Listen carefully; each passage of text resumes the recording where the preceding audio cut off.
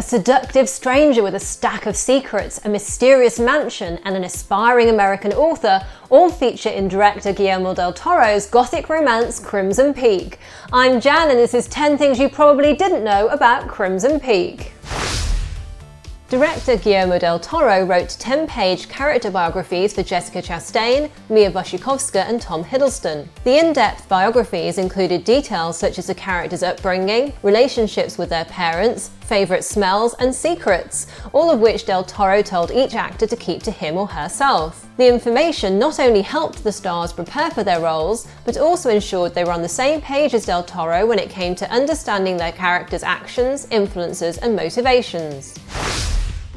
When Tom Hiddleston replaced Benedict Cumberbatch in the role of Thomas Sharp, Guillermo del Toro rewrote the script. According to del Toro, before Hiddleston joined the Crimson Peak cast, Thomas was originally going to be a much colder character. On top of del Toro's character biography, Hiddleston found inspiration in a series of mood boards created by costume designer Kate Hawley, which he placed around his trailer during filming. The boards included pictures of English poet Lord Byron, Victorian engineers and miners, and a painting called Wanderer Above the Sea of Fog by German romantic artist Caspar David Friedrich.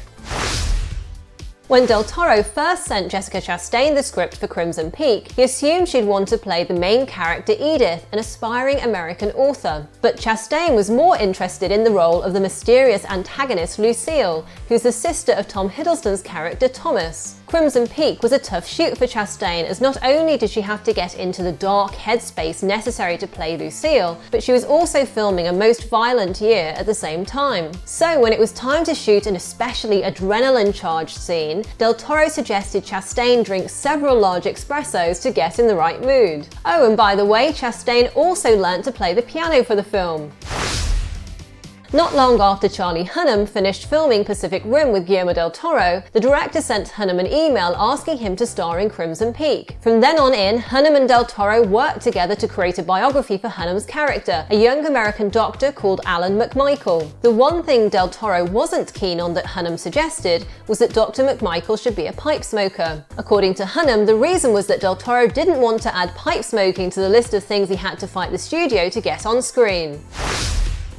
The movie's ghosts were played by actors Doug Jones and Javier Botet, whose physical presence on set really helped the movie's leads as it gave them something real to react to. The transparent look of the ghosts was later added with CGI. Jones and Botet have both brought a number of creatures to life in del Toro's previous productions, including Pan's Labyrinth, Hellboy, and Mama.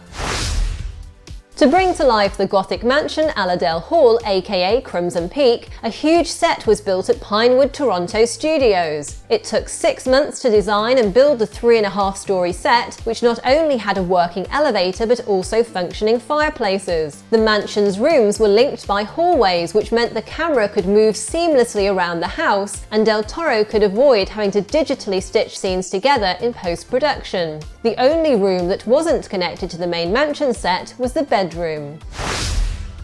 One of the only parts of the house that needed green screen was the hole in the ceiling in order to show the sky. Although the mansion's floor looks like it's made of wood, it was actually made of especially strong concrete, so it could withstand the volume of crew moving about throughout the shoot. The Crimson Peak mansion is del Toro's favourite set, so he was particularly sad when it had to be taken apart after filming. Some of the pieces of furniture made for the movie were built in 2 different sizes, one bigger and one smaller. So when del Toro wanted to emphasize the fact that a character was weak in a particular scene, they'd use the larger size furniture on set. However, if he wanted to make the character appear stronger, he'd use the smaller version of the piece of furniture. The word fear and the motif of butterflies versus moths are hidden throughout the design of the house, including in the custom-made wallpaper. Del Toro has been fascinated by butterflies and moths since he was a child, and used them to allude to the differences between the film's 2 main female characters, Lucille and Edith.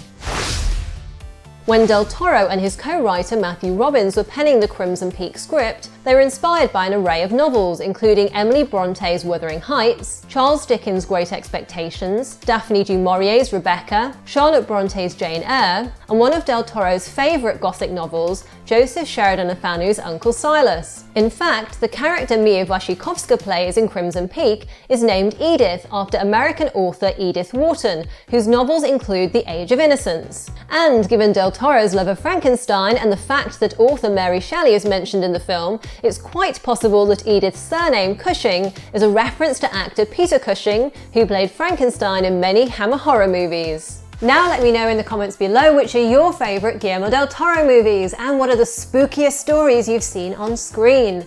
If you enjoyed this video, do please share it, hit the thumbs up button and subscribe for more things you didn't know, as well as movie reviews and interviews. Thanks for watching and see you next time, yippee-ki-yay movie lovers!